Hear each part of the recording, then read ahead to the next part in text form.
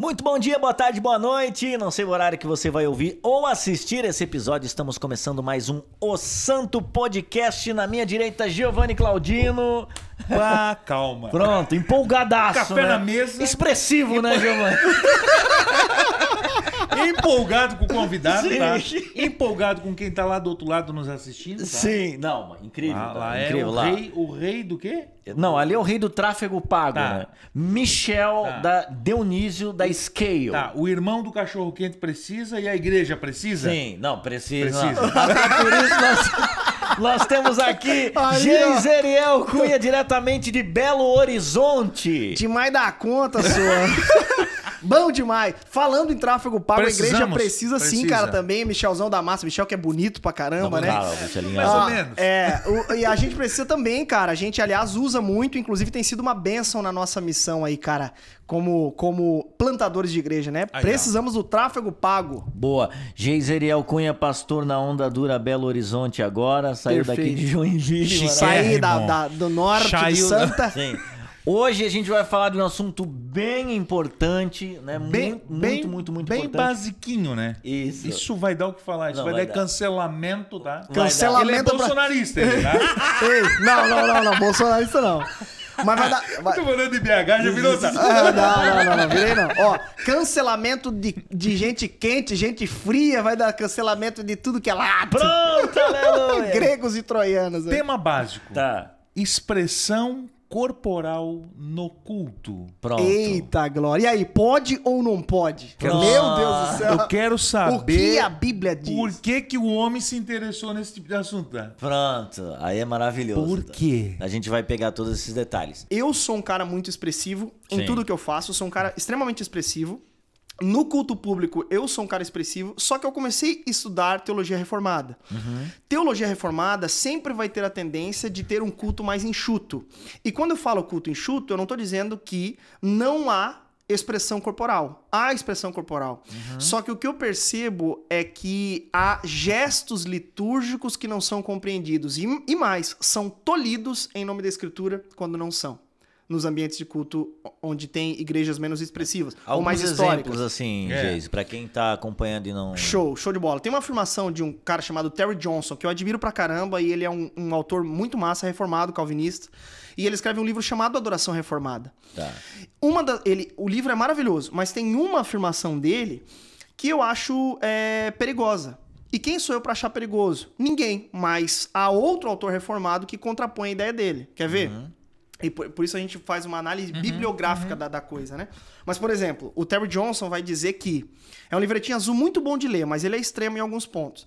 Ele diz, por exemplo, em alguns círculos reformados, algumas expressões de zelo mais acentuadas são tolhidas, ou seja, são caladas mesmo. Como, por exemplo, berrar, levantar as mãos e algumas outras expressões ele diz. Para quê? Para que somente a Deus seja glória no culto público. Onde eu concordo com a afirmação? Somente a Deus seja glória no culto público. As outras eu não concordo. E por que eu não concordo? Porque quando eu olho para a Escritura, eu vejo pessoas levantando a mão diante de Deus. Inclusive, Paulo instrui a levantar as mãos santas diante de Deus. E é exatamente por isso que a contraposição está na Bíblia. Corroborando com essa ideia, Greg Ellison, que é um outro autor reformado, e inclusive o livro dele é de 2023, ele vai fazer até uma própria análise justa da tradição reformada, dizendo o seguinte: olha, nós que compreendemos o culto, o princípio regulador de culto, vamos precisar definir se o nosso princípio ele é do Antigo ou do Novo Testamento.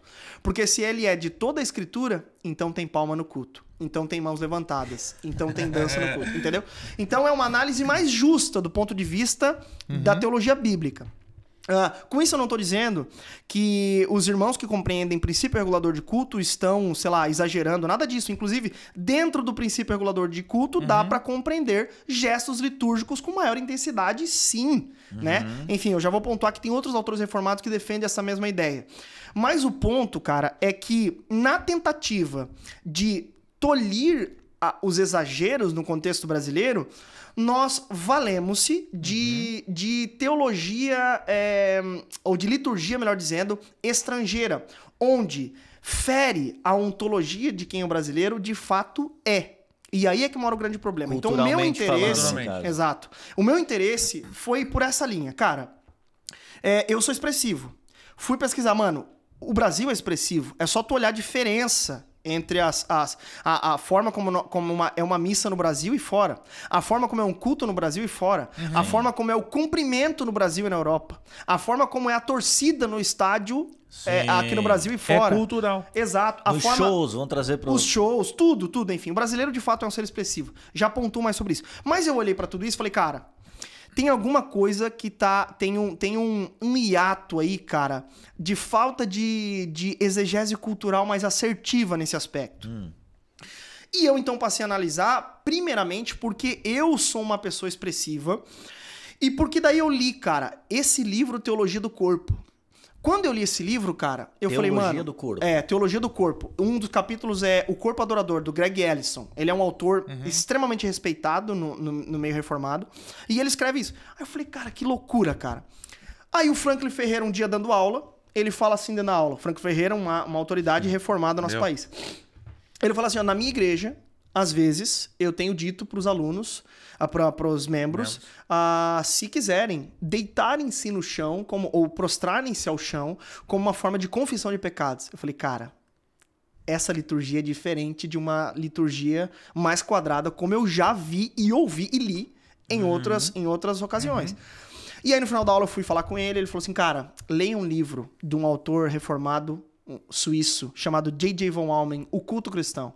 Quando eu li o livro do J.J. Von Almen, que é um livro O Culto Cristão, esse eu recomendo assim, ó, mano, sem medo. Se você quer saber sobre culto cristão, leia J.J. Von Almen, O Culto Cristão. Esse cara é um intelectual e ele escreve sobre todos os aspectos do culto cristão. E aí, cara, ele diz uma frase que pra mim me marcou muito. Ele falou assim, cara, não se expressar ou desconsiderar os gestos litúrgicos no culto público, no culto ou diante de Deus, é diminuir o encontro litúrgico. Em outras palavras, é não saber diante de quem tu tá. Esse é o ponto. Eu falei, cara, então nasce de uma coisa que eu era, nasce também dessa coisa do Brasil que eu tenho nas veias, assim, eu sou um cara muito, assim, brasileiro, amo o Brasil, tudo que se refere ao Brasil eu amo. E aí eu comecei a olhar isso, cara, nós precisamos de uma liturgia brasileira. Nós não precisamos importar liturgia em sua totalidade da Europa. Bem como também não precisamos importar a eclesiologia dos Estados Unidos. Então nós precisamos ver a dádiva que há numa teologia puramente brasileira. Ou puramente não, também brasileira, considerando o que o brasileiro é. Sim. Porque quando eu olhei por outro lado na academia a ideia de teologia brasileira, ou brasilidade e a fé cristã, sempre é teologia liberal. Eu falei, cara, a gente precisa ter um argumento sólido, onde respeita o brasileiro, mas, sobretudo, é bíblico, entende? Então, cara, nasceu de todos esses descontentamentos, sabe? E o estopim de tudo foi irmãos, colegas e amigos que começaram a estudar teologia, e reformada ou não, e se tornaram frios no culto. Tu vê. Então, eles começaram a estudar e começaram a se tornar frios no culto. Mão no bolso. Cara, tem um caso mesmo de um mano que era muito expressivo e de repente ele começa a estudar. De repente eu começo a analisar a postura dele no culto. Eu falo, cara, tem alguma coisa estranha. O que aconteceu? Aí outros também começaram a estudar mão no bolso. Falei, cara, ou isso é abraçando uma tradição, ou é me colocando esse tipo de atitude como algo bíblico. E aí eu tenho um problema. Porque se tu quiser abraçar essa ideia de um culto com mãos no bolso, tá tudo bem. Só não sacramenta esse modelo de culto. Entendi. Esse é o ponto. Porque, veja, o meu argumento não é que nós devemos desconsiderar outros tipos de liturgias ou outras tradições, mas é minimamente nós enxergarmos valor num culto que preza pelo que o brasileiro é. Esse é o ponto. E continua sendo bíblico ao mesmo tempo. Giovanni Claudino. Foi bom falar contigo. Não.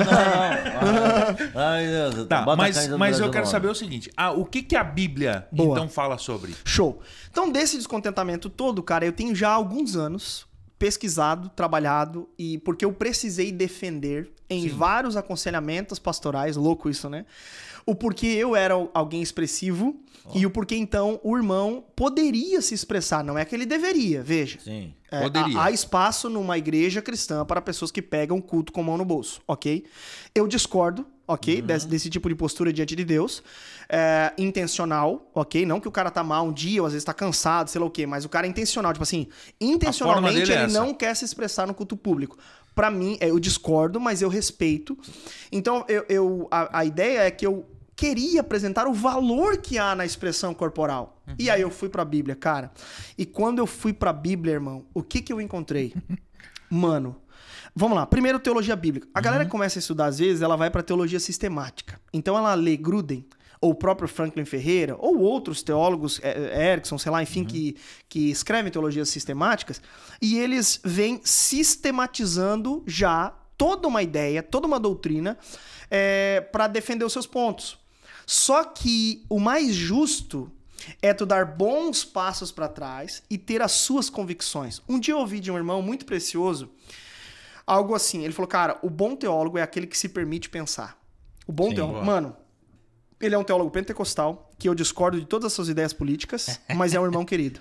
A gente sentando na mesa falou assim, Geise, ele é angolano, Geise, tu precisa pensar. O bom teólogo, ele é doutor, né? Doutor. O bom teólogo é aquele que se permite pensar. Então pense. A vossa tradição, ela precisa pensar mais, ser mais justa. Ok. Aí eu saí com aquilo, eu falei, cara, que louco que ele tá falando. E, cara, isso me despertou. Isso já faz muitos anos.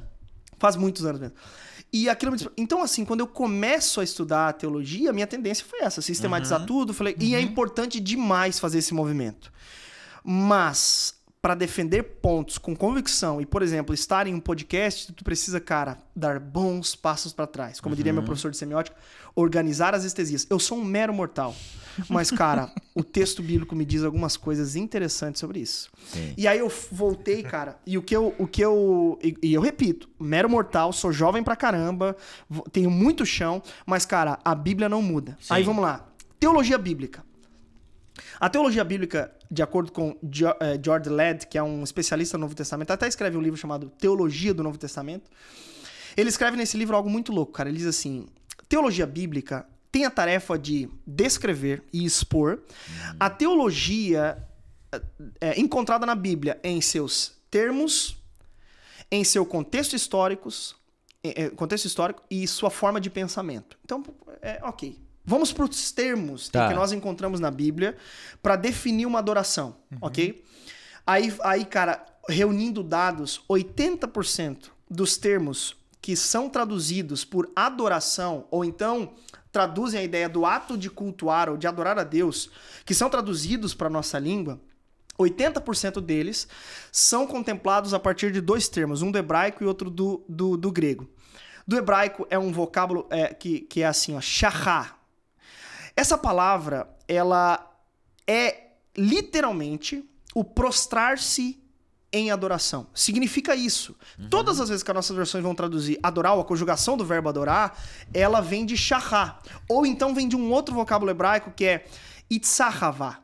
Esse outro termo, ele diz respeito a inclinar-se sobre a cintura ante a uma divindade.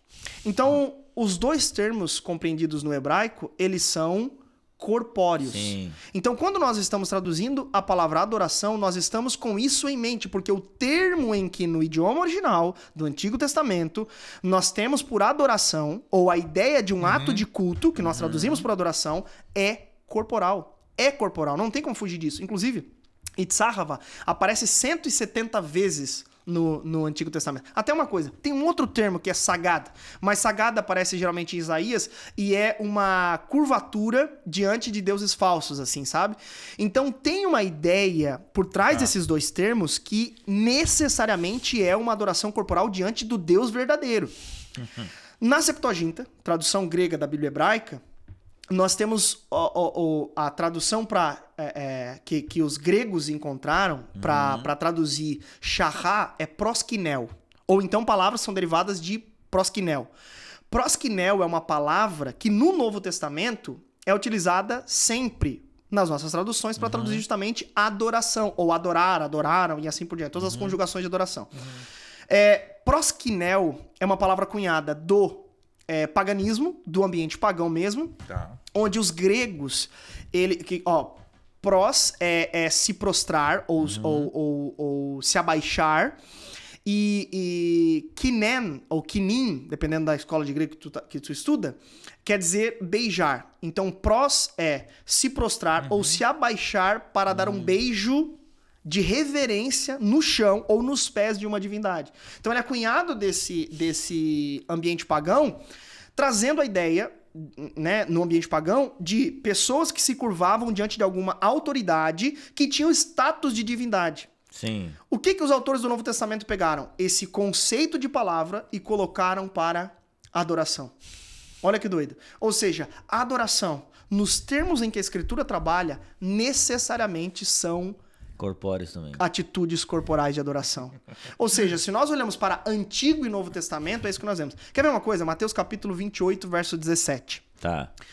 Os discípulos veem Jesus ressurreto, e as nossas traduções dizem, quando o viram, capítulo 28, verso 17, quando viram, o adoraram.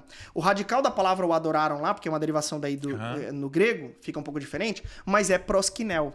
Quando o viram, se prostraram. Em outras palavras, quando eles viram, eles possivelmente, corporeamente, se prostraram em adoração ao Senhor, se abaixaram em reverência ao Cristo ressurreto. Corporalmente. Corporalmente. Então nós temos, na teologia bíblica, se é aquilo que George Eldon Ladd está dizendo, uma teologia encontrada na Bíblia em seus termos, então nós temos na Bíblia os termos que definem a adoração como uma atitude corporal. Sim. E mais, nós vamos para... Porque o George Ladd, ele falou que a teologia bíblica também tem a tarefa de expor, né? Sim. Ou de descrever a teologia encontrada na Bíblia em seu contexto. E aí nós vamos analisar as descrições de ambientes culticos na Bíblia, e nós vemos, por exemplo, diversos momentos onde, diante do Deus verdadeiro, sempre diante do Deus, né, Criador dos céus e da terra, o Deus vivo, o Senhor dos exércitos, nós temos pessoas que se prostraram em adoração. E é muito interessante observar, cara, e aqui eu quero ler alguns textos bíblicos onde isso acontece. Olha que doido, cara. Ó, como a gente tá lidando com teologia bíblica, faz-se necessário eu só apresentar uma coisa muito importante aqui. A teologia bíblica, ela cobre o plano da redenção. Criação, queda, redenção e consumação. Toda a ideia de Deus nesses 4 atos, né, que a gente chama de o drama de Deus em 4 atos. Então eu vou cobrir aqui alguns textos em ordem talvez até cronológica, para que a gente entenda mais ou menos como que isso acontece. Gênesis, capítulo... Eu vou citar só alguns, tá? Tem muitos outros textos que, por exemplo, no meu trabalho eu coloco. Mas olha só. O servo de Abraão, é um servo de Abraão que, ao perceber que a oração dele tinha sido ouvida ao encontrar uma mulher para Isaac, olha só o que ele falou. Então o homem curvou-se em adoração ao Senhor, dizendo: bendito seja o Senhor, o Deus de Abraão, que não retirou sua bondade e sua fidelidade, meu Senhor. Curvou-se, né? Num contexto coletivo também, quando o povo de Israel ouviu de Moisés e de Arão que seriam resgatados por Deus, olha só. Quando o povo soube que o Senhor decidira vir em auxílio deles e tinha visto sua opressão, curvou-se em adoração. O povo, olha só, o povo curvou-se em adoração, coletivo. Ou o próprio Moisés, né? Imediatamente Moisés prostrou-se em terra e o adorou, o Êxodo 34, né? O outro foi Êxodo 4:31. Da mesma forma, Gideão, né? Gideão lá, quando soube que ele ia vencer as batalhas contra a batalha contra os midianitas, lá em Juízes capítulo 7, verso 15, diz: quando Gideão ouviu o sonho, sua interpretação que ele sonhou, né, primeiro, né, prostrou-se em adoração. Cara, muito legal. Ainda expressões corporais em reverência à santidade de Deus. Olha só Êxodo 34:8. Quando Deus passa por Moisés e diz, né, eu sou. Olha só o que ele diz. Imediatamente, quando ele diz, Moisés, eu sou. Imediatamente, Moisés prostrou-se rosto em terra e o adorou. Cara, olha o padrão. Diante do Deus revelado, ou seja, como resposta em gratidão ou reconhecendo a sua santidade, as pessoas estão corporalmente agindo, atuando de maneira cultica ante a divindade, ante o divino. Salomão, né? Diante da Assembleia, relacionando a construção do templo como um presente, uma bênção de Deus, ele, segundo Crônicas 6, 12 e 13. Depois, Salomão colocou-se diante do altar do Senhor, diante de toda a Assembleia de Israel, levantou as mãos para orar. Atitude corpórea. Ele havia mandado fazer uma plataforma de bronze com 2 metros e 25 centímetros de comprimento e de largura e 1 metro e 30 centímetros de altura. No centro do pátio do templo, ele ficou de pé. Outra atitude. Depois ajoelhou-se diante de toda a assembleia e levantou as mãos para os céus. Olha só, diante de uma bênção também. Jó. Olha Jó, cara. No início de Jó, capítulo 1, verso 20. Boa. Da mesma forma, ao ter perdido todos os bens, veja, isso aqui é uma aplicação louca, cara. Porque mesmo quando tu vai pro culto destruído por tudo que aconteceu, olha o que Jó faz. Jó, ao ouvir isso, Jó levantou-se, rasgou o manto e rapou a cabeça em sinal de luto, então prostrou-se no chão em adoração. Cara, luto é adoração. E... Tu sabe que tu fazendo isso numa pregação, o aviãozinho come solto, O aviãozinho come solto. Que aqui eu quase saí, tá? Não. Ó, mais à frente, estamos continuando a história. Sim. Mais à frente, no período da reconstrução do templo, onde Esdras e Neemias estão fazendo toda aquela reconstrução do povo como grupo sócio-religioso, olha só, eles resgatam a lei de Deus e lá estão eles. Ó, Esdras abriu o livro diante de todo o povo, e este podia vê-lo, pois ele estava no lugar mais alto, e quando abriu o livro, o povo todo se levantou. Atitude corpórea. Esdras louvou ao Senhor, o grande Deus, e todo o povo ergueu as mãos e respondeu. Como então Johnson está dizendo que eu não posso erguer a mão? Entende? Amém, amém, disseram eles. Então eles adoraram o Senhor, prostrados, rosto em terra. Veja, houve o resgate da lei de Deus, então esse povo, ao ouvir a palavra de Deus, respondeu o quê? Corporalmente a Deus. E mais. Na religião do Antigo Testamento, na religião israelita, né? Os salmos, eles compõem uma importante... Eles têm um importante papel, né? Na religião israelita. Sim. E olha só o Salmo 95, que é um convite. Tem tantos outros salmos, mas o Salmo 95 é o que mais me chama a atenção. Porque é um convite do salmista a adorar ao Senhor por reconhecendo que Deus, ele é o criador e sustentador de toda a criação. E porque ele escolheu o povo de Israel como seu povo. Ok? Então, pelo fato de Deus ser quem ele é e por ele ter escolhido. Basicamente, isso cobre toda a adoração do porquê nós adoramos a Deus. Por quem ele é e porque ele, apesar de quem ele é santo, bom, justo, perfeito, escolheu um bando de pecador. Aí o Salmo 95, ele vai dizer assim, venham, depois de reconhecer tudo isso, né? Adoremos prostrados e ajoelhemos diante do Senhor, o nosso Criador. Cara, venham, adoremos prostrados e ajoelhados. Cara, é um convite à adoração de maneira prostrada, ajoelhada. Cara, tem dois... Aí, olha só João Calvino comentando esse texto. Ele diz... O salmista faz menção não só da gratidão interior, mas também da necessidade. Calvino usa o termo necessidade, ok? Mas também da necessidade de uma profissão externa de piedade. Não, mas isso é muito importante. Calvino, apesar de estar num ambiente diferente do nosso e de combater vários equívocos da Igreja Católica Apostólica Romana, Calvino está reconhecendo que o salmista chama o povo a uma adoração. O nível de aplicação que Calvino está tratando aqui, a gente não sabe. Sim. Agora, o comentário dele é: o salmista faz menção não só da gratidão interior, mas também da necessidade de uma profissão externa de piedade. Mas não somente isso. Porque quando nós partimos para o Novo Testamento, nós vemos também essa realidade. 1 Timóteo capítulo 2, verso 7. Levantando as mãos santas, Paulo vai orientar os homens a orar dessa forma. Interessante que quando as pessoas defendem a ideia da mulher ficar calada no culto público, eles usam esse mesmo texto.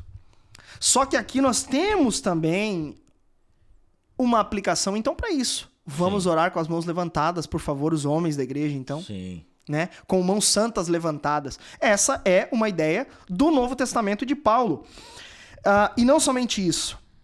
Paulo, em Efésios capítulo 3, verso 14, diz: por essa razão, reconhecendo o quê? Os atos salvíficos em favor do povo de Deus. Ele diz, por essa razão, ou seja, como uma resposta em adoração aos atos do Senhor em relação ao povo de Deus, aos eleitos, né? Ele diz, por essa razão, eu me ponho de joelhos diante do Pai. Paulo, Novo Testamento. Né? Até interessante, cara, que o Craig Keener, que é um comentarista que comenta no aspecto histórico-cultural, ele vai dizer que os gentios, abre aspas, né?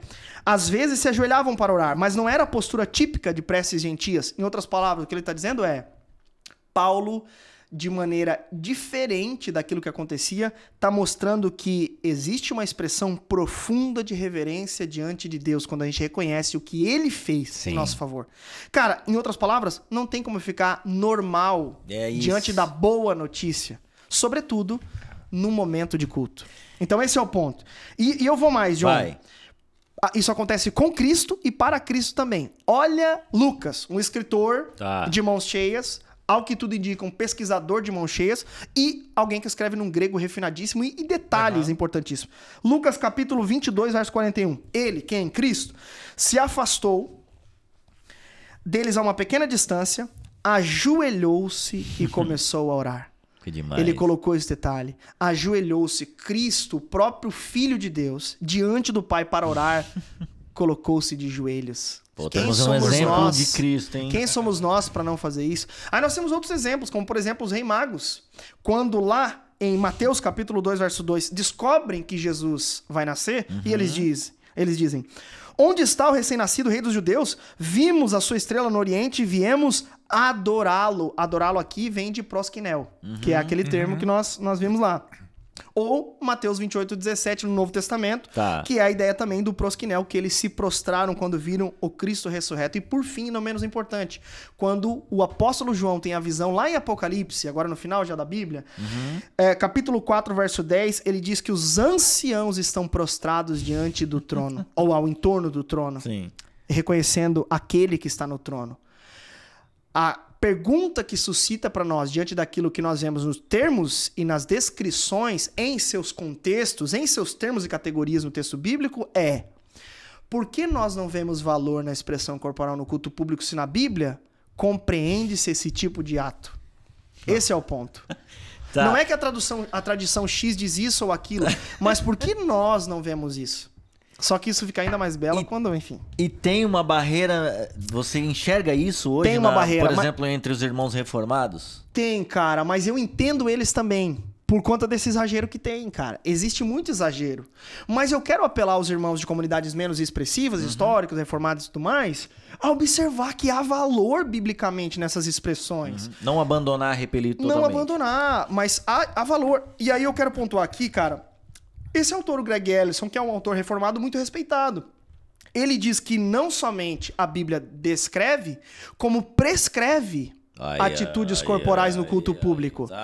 Ele prescreve a atitude corporal. E, cara, ele faz um trabalho fantástico no capítulo do corpo adorador, porque ele coloca todos os atos litúrgicos que tem na Escritura e o que cada um significa. Em outras palavras, ele ajuda os irmãos que estão lendo aquele livro, pentecostais, reformados, carismáticos ou de qualquer tradição, a entenderem que curvar a cabeça é prestar honras ou lamento na Bíblia. Que erguer as mãos é em petição por ajuda, como oferta ou para bendizer a Deus, comunicando assim desespero, dependência, resignação, clamor e consentimento.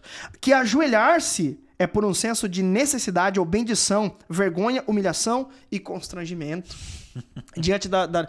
Então não abre espaço pra gente ter maluquices também. Sim. Tem outro lado, né? Tem outro lado, cara. É o 8 e o 80, né? É o 880. Aí, por exemplo, nós temos um autor pentecostal chamado Kessler, que ele escreve O Culto Cristão e Suas Formas, publicado pela CPAD, a Casa Publicadora das Assembleias de Deus.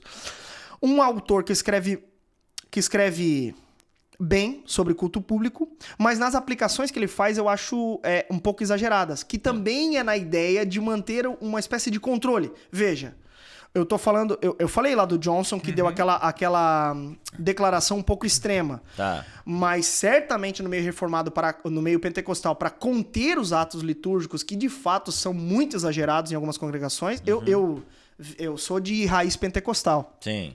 Eu sei, eu vi com meus próprios olhos. Eu fiz. A loucura. Cara, eu não cheguei a fazer, mas eu vi, entendeu? Eu não cheguei a fazer porque eu tinha vergonha. Não, mas eu vi.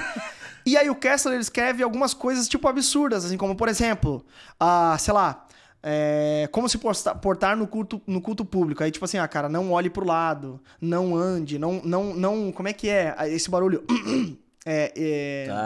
Enfim, não faça... Essa pigarra aí não pigarrear, é uma coisa assim. Então ele dá aí alguns exemplos que, cara, daí a gente olha, mas, cara, onde é que a escritura coloca esse tipo de coisa? Tipo, eu entendo as aplicações disso, mas imagina um irmão lendo isso, entendeu? Não, tipo assim, cara, meio... é isso. Então a gente precisa ter também um equilíbrio. Sim. E aí, cara, poxa, eu vou pra um autor que eu admiro pra caramba, que é o Russell Shedd. Morreu há pouco tempo, Falecido. mas um cara extremamente Top, né? piedoso, um doutor da igreja, reformado, e que trabalha numa perspectiva muito justa. E aí, cara, ele fala uma frase que eu acho muito legal. Quer ver? Ele diz a seguinte frase, sobre a gente ter uma espécie de equilíbrio. Tá. Ele vai dizer assim, cara... Deixa eu ver se eu acho a frase dele aqui. Mas ele diz algo muito legal, cara, sobre a gente também não... Aqui, ó, quer ver? Ele fala assim, ó. Desde o começo, o culto cristão tem sido ameaçado por dois perigos. Um formalismo que sacramenta o modo de adorar a Deus, enquanto anula o poder de um contato vital com Deus. E 2, uma espontaneidade que encoraja o desprendimento e liberdade, desprezando toda e qualquer forma, mas que cria confusão e desordem. Pronto. O que ele tá falando aqui? Ele tá falando que, cara, veja, sacramentar um modelo pode ser ruim, se a gente não entender o contexto em que a coisa tá acontecendo. Por outro lado, dar a liberdade... a liberdade, ela também mostrou que pode resultar numa bagunça, onde a glória de Deus é tomada para os homens que estão ali se expressando e não a Deus. Sim. Então tem esses dois perigos. Qual que é a ideia? Nós abraçarmos, então, no Brasil, uma adoração equilibrada. Para isso, cara, duas coisas fazem necessário. Consciência corporal no ambiente de culto e consciência coletiva. Ok? Consciência corporal e consciência coletiva. Consciência corporal. Por que eu fiz essa aplicação a partir de tudo aquilo que eu encontrei na escritura no meu trabalho? Porque, cara, o Brasil, ele é um país expressivo. Sim. O brasileiro é assim. Os especialistas falam que, como os filipinos, talvez o brasileiro seja o povo que mais se expressa no âmbito da religião corporalmente. Hoje, né? Hoje. Mas isso, cara, tem uma bagagem histórica para nós. Nós fomos colonizados pelos portugueses, ok? Sim. Mas, cara, os portugueses tiveram em sua praxis algo que foi muito ruim, o período escravocrata. Que foi péssimo, porque, de fato, houve naquele momento a compra de seres humanos em situações lamentáveis, e esses seres humanos da África foram trazidos para o Brasil em condições terríveis e para trabalhar em condições terríveis. Esses homens que foram trazidos para cá eram da África. Só que aí é uma coisa muito louca e explica o porquê o brasileiro é expressivo. Na África, quando os portugueses começaram a trazer... Primeiro ponto, tem uma antropóloga que ela é professora, acho que da USP, hoje, que é a Lilia Schwartz, que ela é uma referência assim, no campo da antropologia. Ela diz que o Brasil é o país que mais trouxe africanos da história da humanidade. Ele é o país que, fora da África, mais tem africanos. Pronto. Ela chega a dizer a seguinte frase no livro dela. O Brasil, depois da Nigéria, é o país africano mais populoso fora da África. Olha que louco. Ou seja, para ela, o Brasil é praticamente africano. Exatamente isso. Então... A Schwartz, ela vai trazer essas definições. Para se ter uma ideia, né, cara? O Brasil, ele é para os antropólogos, o evento que aconteceu no período escravocrata, ele é o evento de maior atividade marítima da história da humanidade, trazendo algum tipo de força, e nesse caso uma força humana, para uma nação. Tipo, nenhum outro momento da história superou o que o Brasil fez naquele período escravocrata. O que eu tô querendo dizer com tudo isso? O Brasil trouxe muito escravo africano. Quando ele trouxe, aí um ponto importante que explica tudo isso. Eles trouxeram principalmente dois povos de lá, de duas regiões. Os bantus e os sudaneses. Os bantus e os sudaneses, eles eram, né, extremamente expressivos com o corpo. Tem até alguns outros antropólogos que descrevem como eles eram e eles dizem assim, eles eram um povo que, com seu rebolado, com seu gingado e com suas zumbigadas, eles trouxeram um pouco mais de alegria pro solo brasileiro, pro ambiente da escravidão que acontecia no Brasil. Então eles eram extremamente expressivos. Eles eram eles eram povos, né, que se expressavam não somente na religião, mas também eles eram aqueles que traziam a risada diferente, eles colocam, o abraço diferente, o cumprimento diferente. Não à toa o brasileiro ele é isso hoje, um ser expressivo, ele é um cara que fala com todo mundo, que é diferente. Tem um outro cara que é o Jean Lawend, ele é um doutor, professor na USP também, e ele escreve A Expressividade do Brasileiro, um artigo para uma revista Humanitatis, eu acho, é uma revista acadêmica, e ele escreve analisando justamente a expressividade do brasileiro. E ele parte por uma perspectiva um pouco mais contemporânea sobre o que o brasileiro é. Porque o brasileiro ele tem muita influência africana, mas os antropólogos mais atuais dizem que o Brasil ele é um país mestiço. E de fato ele é. Sim. Até para Gilberto Freire, né? Ele vai dizer que, por exemplo, o Brasil ele é essa mistura de indígenas e portugueses, indígenas e europeus, europeus e africanos. Ele é essas três etnias, por assim dizer, que formam o que o brasileiro é. Só que, cara, o Lawend vai dizer que é justamente essa mestiçagem do brasileiro que forma o brasileiro como um ser expressivo. Aí ele vai dizer assim, ó, na minha análise, eu fui visitar uma missa na Bahia e os brasileiros ficaram felicíssimos, ele diz, quando foi decidido que teria...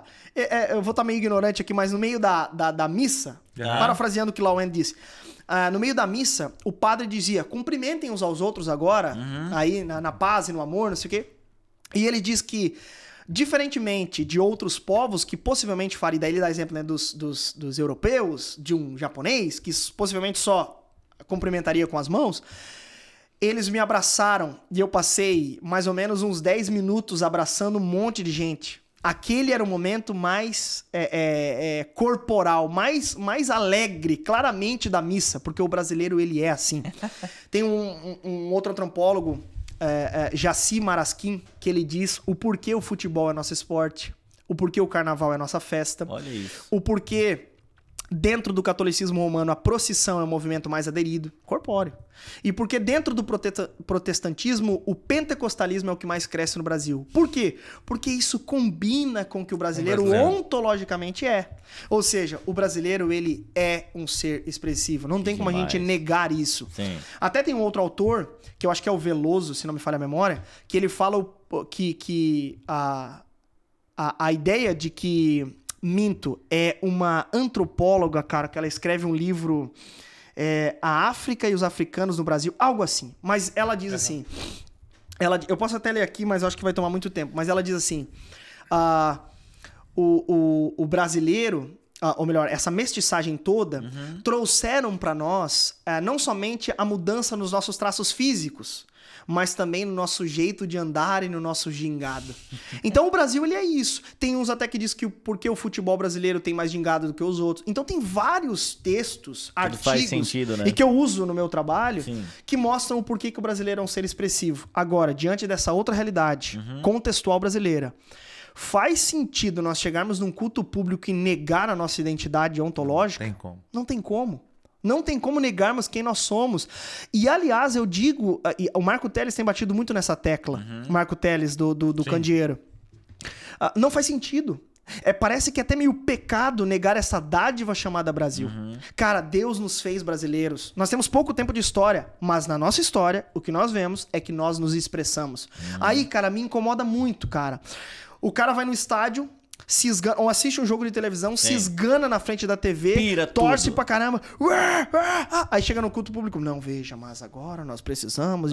Sendo que na própria reverência ante o divino, nós temos na Bíblia e na própria tradição pessoas que defendem a ideia de nós deitarmos no chão, nos prostrarmos em adoração. Veja, o que norteia o que eu tô afirmando não é a cultura, mas combina com a cultura. E eu vou mais, cara. Tem fontes paracientíficas de um livro que eu li, que se chama Brasil, uma bibliografia.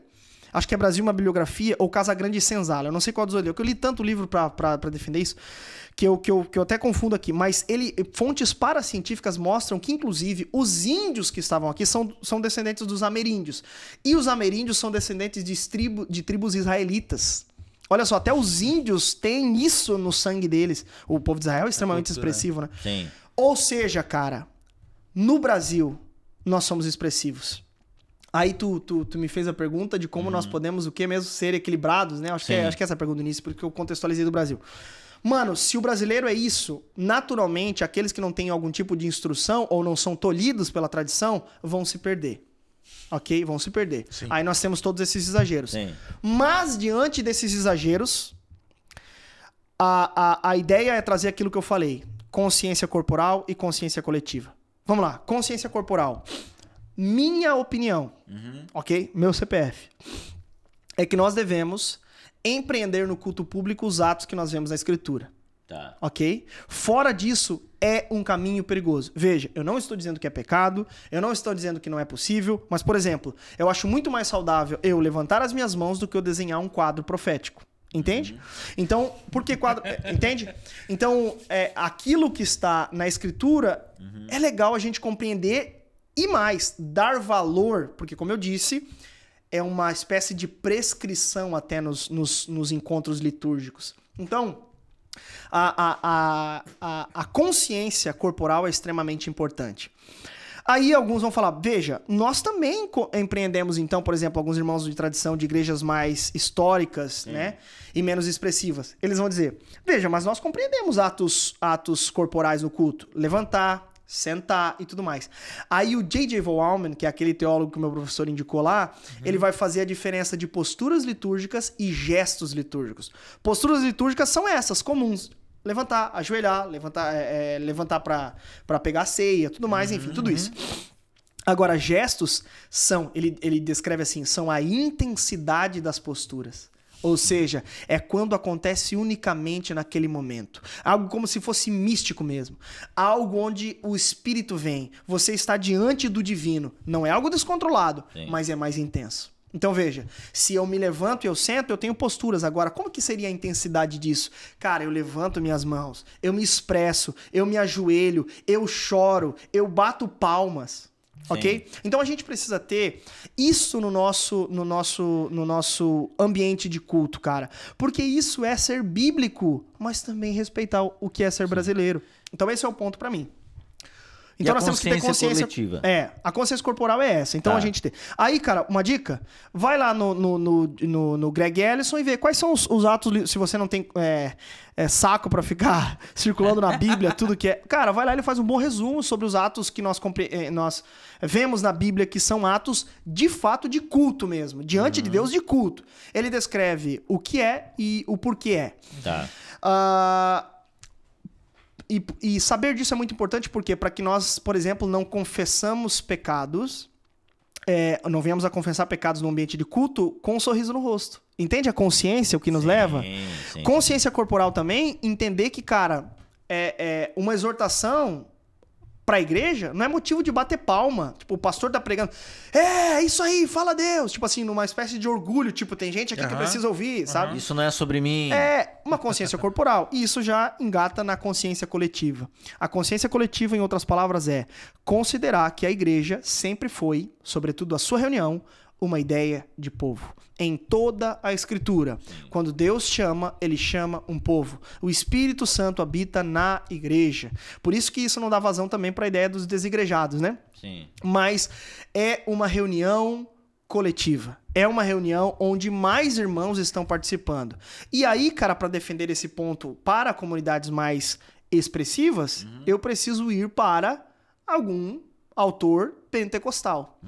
E aí eu tenho, cara, um que morreu há pouco tempo também, que eu admiro demais, que é um exegeta respeitadíssimo, inclusive no meio reformado, a própria Vida Nova lança livros dele, que é o Gordon Fee. O Gordon Fee vai comentar o texto de 1 Coríntios capítulo 12 ao 14, falando que lá em Corinto, o que estava acontecendo era muito o que acontece no Brasil, que era o quê? Uma espiritualidade onde queria chamar a atenção para si mesmo e um abuso do carisma das línguas. Ou seja, eu quero mostrar que eu sou mais espiritual a partir das línguas. E não que todos façam isso, mas quando você faz isso, você chama a atenção para si. Mas o culto é coletivo. Sim. Então, aí o que ele fala? Ele não proíbe as línguas, mas ele traz um conselho. Sobriedade. Sobriedade. Ele regula, por assim dizer. Então ele diz, irmão, quer falar? Fala para sua própria edificação própria. Quer falar alto? Que o irmão se levante e traduza. Entende? Veja, não é proibir as línguas, não é deixar de falar. Eu sou um cara que sou continuista, eu acredito muito na manifestação dos dons de línguas. Agora, se não tem um intérprete, meu amado, fala baixinho. Não precisa falar alto. Entende? Então esse é um ponto muito importante. Consciência coletiva, sabe? É uma consciência de, cara, que todos estão fazendo isso junto. Exemplo, algumas aplicações práticas, né? Cara, tá todo mundo no momento de ouvir a palavra. Tu bater palma sozinho lá vai chamar atenção pra si. Pra quê? O culto é coletivo. Ou então falar, aleluia, glória a Deus, é isso. Tipo assim, sozinho. Imagina tu participar de uma igreja presbiteriana e tu chegar num culto público deles e tu falar assim, ó, fala a Deus. Cara, você vai chamar a atenção pra si. Não faz sentido. Agora, trazendo uma outra aplicação mais equilibrada, se tu participa de uma comunidade onde todos os irmãos estão acostumados a fazer isso, talvez não tenha tanto problema, porque ninguém tá chamando a atenção pra si. Sim, é uma cultura ali. É uma cultura deles. Então esse é o tipo de aplicação equilibrada que eu encontro. Uma consciência coletiva. Entende? Bom. Uma coisa que o Ângelo Basso falou, cara, pra mim que eu gravei muito é, cara, nós dançamos no nosso culto. Tem dança no culto? Ele falou, tem. Mas a nossa dança é coletiva. Todo mundo dança. Não é o cara que vai lá no palco e fica dançando. Entende a lógica? Entende a ideia? Faz sentido, não faz? Sim. Então o Gordon Fee, ele vai falar que, cara, não há espaço pra glória pessoal no culto público, nem tampouco pro abuso ou então pro abuso dos dons espirituais, que é o que muito acontece no Brasil. Então veja, nós podemos ter a adoração mais bem intencionada, mas se for direcionada da forma errada, tá tudo errado. John MacArthur vai dizer uma coisa muito interessante, ele diz, Deus está transformando pecadores em adoradores, por isso que o como se adora importa. E o como diria Pablo Marçal, e o como é respondido na Escritura. Tem ato corpóreo no culto. Irmãos de comunidades menos expressiva, percebam o valor que há, sobretudo, nas expressões corpóreas nos cultos públicos brasileiros, porque é assim que o brasileiro é. Irmãos mais expressivos, cuidado, voltem para a Escritura, vejam o equilíbrio em que a Escritura apresenta para que nós não firamos a glória que pertence somente ao Senhor num culto público. Esse é o ponto. Meu Deus. Meus irmãos, Geiseriel Cunha aqui com a gente. Geise, quando vai lançar esse artigo aí, Geise? Já lançou? Eu já terminei, enfim, mas eu vou apresentar agora, logo menos. Apresentar, não, entregar logo menos, mas eu quero lançar um livro, cara. Boa. Vou me deter ainda a fazer mais pesquisas e essa pesquisa vai ser etnográfica, no sentido de ir atrás, de ver como é o comportamento de alguns irmãos e daí atestar de fato essa ideia de que às vezes a teologia te esfria. Muitas vezes o estudo, não é a teologia, o estudo errado da teologia te esfria. E, enfim... E aí mostrar que, cara, a gente precisa consertar alguma coisa aí. Não como salvador da pátria, mas, cara, eu estou fazendo teologia... Colaborar, ser propositivo. Cara, é puramente pastoral, é prática a ideia. A ideia é, cara, mostrar, gente, estão estudando, que bacana, cara. Agora vamos dar glória a Deus e aleluia aí no culto. Vamos levantar a mão, sim, sabe? Vamos pular, sim, na presença de Deus. E, cara, isso é gostoso demais, né? Bom demais. Eu já fui numas igrejinhas mais geladinhas. É bom. Cara, assim, eu respeito muito. Sim. Eu só acho, cara, que a gente precisa perceber... que, cara, no Brasil essa não é a realidade. Sim. No Brasil isso não é... Por isso que... Qual que é a minha ideia, mano? É que nós precisamos, cara, desenvolver uma liturgia brasileira. Veja, não é desconsiderar aquilo que a Bíblia... E eu tô falando isso aqui até para irmãos que compreendem, contemplam princípio regulador de culto. Cara, no princípio regulador de culto dá para os gestos litúrgicos serem mais intensos, sim, como o J.J. Wallman defende. Então Bom demais. Isso. Minha ideia é essa. Meus irmãos, vai ser um pouco mais difícil a gente continuar numa parte B com ele lá em Minas Gerais. Em Minas. Mas assim, Quando a gente tiver uma tela e parece que a coisa vai acontecer, vai. Agora com o patrocínio vai acontecer. Sim, não, agora com o patrocínio da Scale a coisa vai virar. Tá? Vai virar. A gente vai botar ele na tela e a gente vai continuar. Geise, obrigado mais uma vez. Demais. Também, né? O Geise, a família daqui. Sim. A família daqui. De tempos em tempos eu tô aqui. Ele sendo crente como eu acho que ele é, ele vai vir aqui visitar os vai. E aí a gente cata ele. É, bom demais.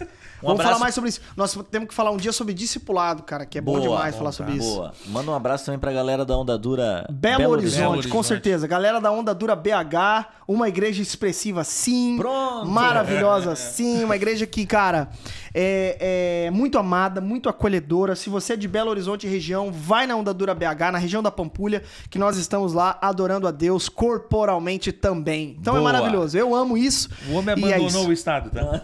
Agora ele é de lá. Meus irmãos, vocês ficaram até aqui. Demais da conta, senhor. Pronto! Muito obrigado. Que Deus abençoe a cada um de vocês. Ô, John, deixa eu só apontar uma coisa aqui. Claro. Com isso, né, tudo que eu falei, não é... em nenhum momento eu sacramentei um estilo de adoração, isso é bem importante, mas eu defendi o meu ponto, que há valor sim na expressão corpórea e equilíbrio. Ok? Boa. É isso que eu defendi. Manda pra Mas se quiser me cancelar, pode cancelar também, não tem problema. Cancelar, manda pra todas dele. as tias da Assembleia, as tias da Presbiteriana. É isso. Larga. Dá um deixa glória. elas. Dá um glória. Meus irmãos, estamos Tamo ficando junto por aqui. demais. E até o próximo episódio do Santo Podcast. Valeu. Valeu!